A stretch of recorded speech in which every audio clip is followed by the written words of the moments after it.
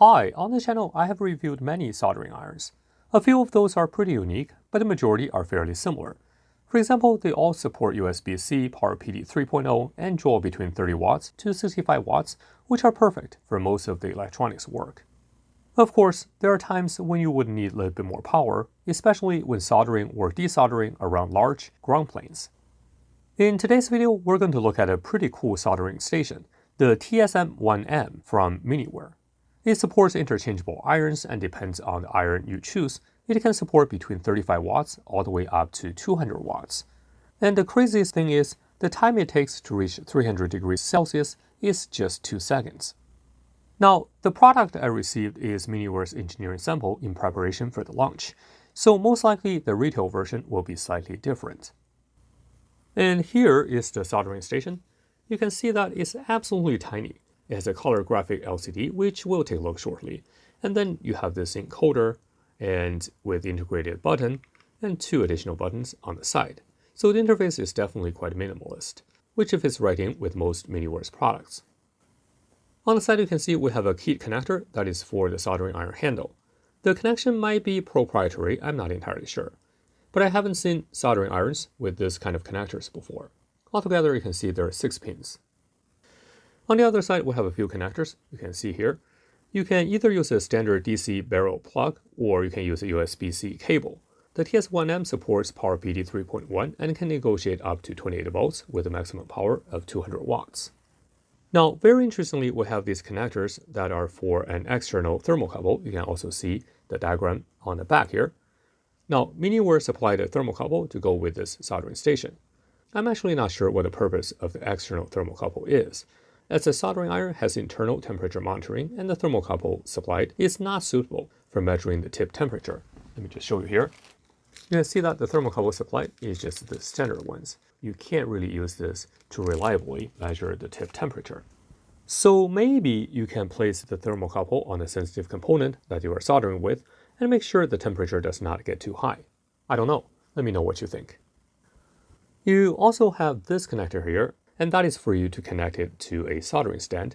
And the idea here is once you place your soldering iron down on the stand, it will be detected and enter the sleep mode. Then here's a grounding clip provided by Miniware, so you can screw it down if you are working with some sensitive components that is prone to ESD damage. Miniware provided me with 2 soldering iron handles. One is the 245 series and the other one is 210 series. The 245 series has a maximum power dissipation of 200 watts, and the 210 series has a maximum power dissipation of 100 watts. So let's take a look at that. You can see that the 245 diameter is a little bit larger, and the 210 is a little bit smaller. And here are the soldering tips. So let's actually plug them in. And it's actually just press fit. So I just push it in, and and that's it. And let me insert this one as well. This is a 210. The tip is a little bit thinner. Now we just inserted both. Now, besides the 245 and 210 series, Miniware also has the 115 series, which is rated for 35 watts. But I don't have that one here. So let me actually plug in the 245 first. And you can see this is keyed connector. So we should be able to just press it in. Yep. And because I don't have a PD 3.1 compatible power adapter, I'm going to use the good old DC jack and using a power supply to supply the 28 volts.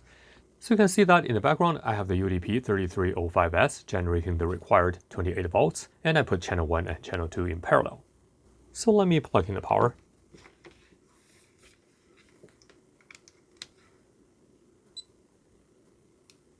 Not sure if you heard, but there seems to be a sound of relay clicking.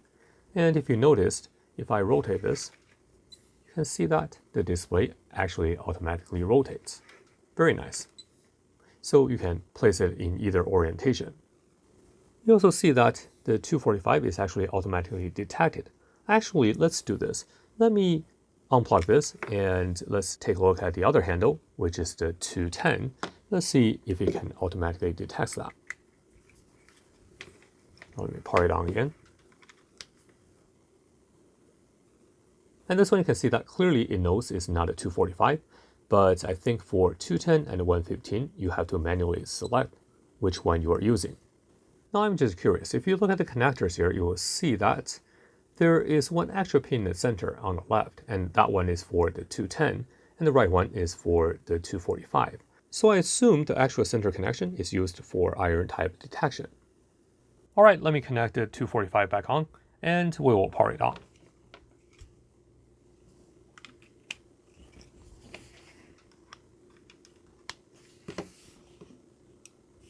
So let me zoom in.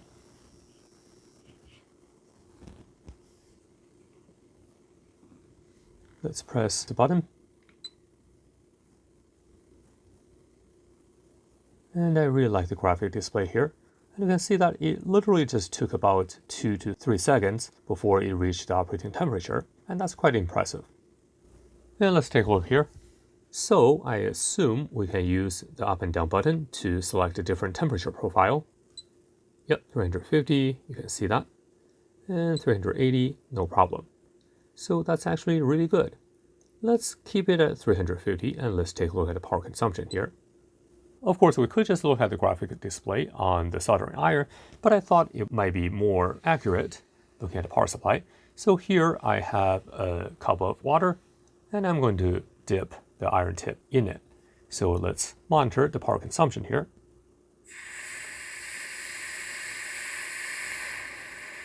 And you can see that we're consistently drawing about 140 watts. All right, let me do one more time, but this time, instead of looking at the power supply, let's actually take a look at the LCD on the soldering station.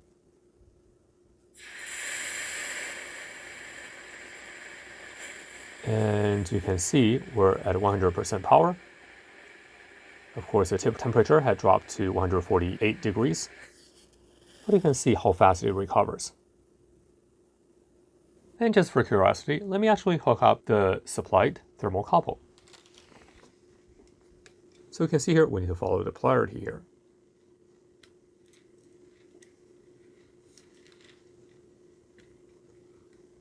And now we're connected. Let me power it on again. Again, you heard the relay click. And let's start. So now we're at 100%. You can see that it literally took just 3 seconds. And not sure if you can see, let me zoom in. You can clearly see here, you can see the thermocouple temperature, TK, 27 degrees. So let's actually try to, let's do this. Let me put a thermocouple on the tip of the soldering iron here. Yeah, you can see the temperature is increasing, and not sure how well it shows up. Let's try it again. So let me put it on. Yeah, you can see that the temperature is increasing. Of course, because we don't have a good contact, so the temperature is not going to be accurate. So I'm still curious as to what this thermocouple is used for. Now, because this is a high-powered soldering iron, let's actually do something different today. So here I have a board from a broken battery-powered welder, and because of the high current involved, you can see that we have a lot of very thick traces. And due to these very thick traces, your typical 65 watts iron would struggle quite a bit. So let's actually take a look at how well the TS1M with the 245 series soldering iron works. And for this test, I set the temperature at 350 degrees. So let's take a look. So you can see here, I cut off the connector, but I wasn't able to remove the copper here because this pad is so big, normal soldering irons don't work. So let's actually take a look here. So let me zoom in.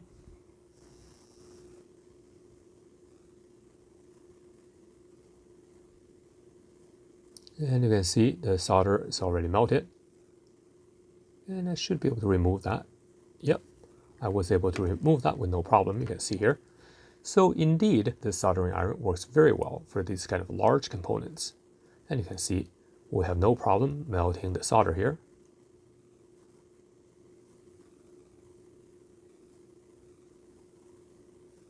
It works like a treat. Now let's take a look at the other side of the board. You can see here, I actually used a 65 watts soldering iron to remove this copper piece here. You can see from the trace that it didn't quite work that well. So let's actually use the soldering iron to smooth it over a little bit.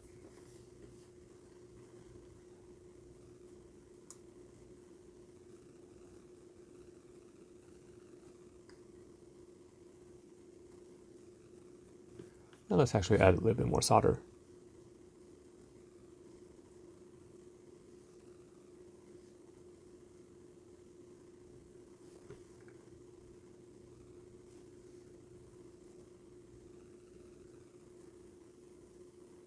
And you can see here,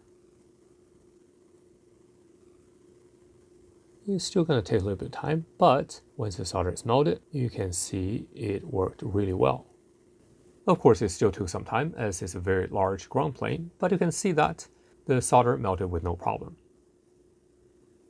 And by the way, while you're in this graphic display, you can use the scroll wheel button to toggle between the digital display and this graphic display. Let me show you. So for example, if I press it, now it goes to this digital display. And of course, if I press it again, it goes back to this graphic display. Very neat. And if you want to power off the iron, you just want to press and hold the upper arrow, and it goes back to the main menu. Now let me actually show you the menu items. I realize that auto exposure is probably too high. You can't really see the screen that well, so I adjusted the exposure down a little bit, so hopefully you can see the screen. Now let's take a look here. So of course we can use the scroll wheel to select different items. Let's actually take a look at the setup. So you can see that we can set different working temperatures, and 300, 350, 380, these are actually just about right. And you notice we have a sleep temperature. Of course, as I mentioned earlier, we don't have that sleep detection cable, nor do I have the stand, so we won't be able to test that here. And let's go down. So calibration, sleep time, standby, all these are fairly standard stuff. Backlight and power set. Here we actually set the maximum power to 140 watts. So let's actually increase this. Let's say we want to do the full 200 watts. Of course, we'll have to test it again. Okay. And let's go down. Temperature unit, volume, so on and so forth.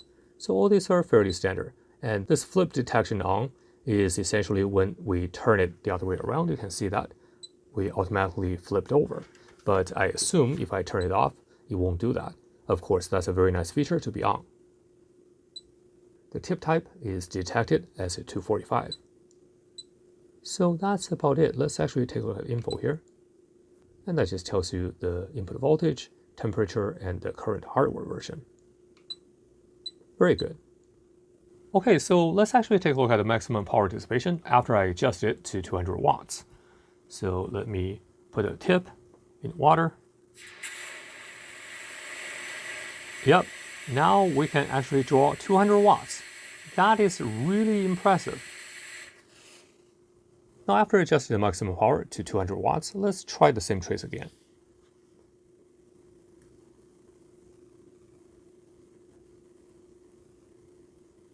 And you can see that it melted pretty much right away.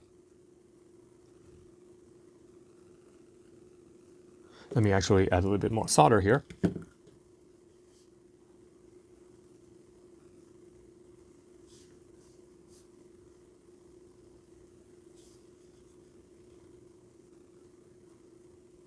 You can see that essentially it's a mirror finish.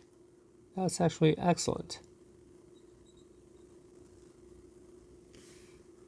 Now I just plugged in the 210 handpiece, and let's actually select that and see how fast it heats up. So let's start. Yeah, it looks like it took just literally over 1 second to reach the 300-degree operating temperature. Very impressive. And now, of course, we're going to do the water test, and I want to see what the power dissipation is. So let me actually increase it to 350 degrees.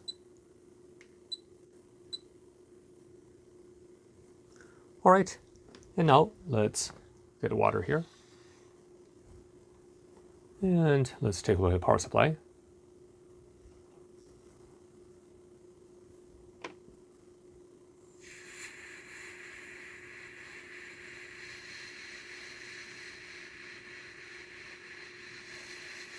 So we're drawing about 65 watts.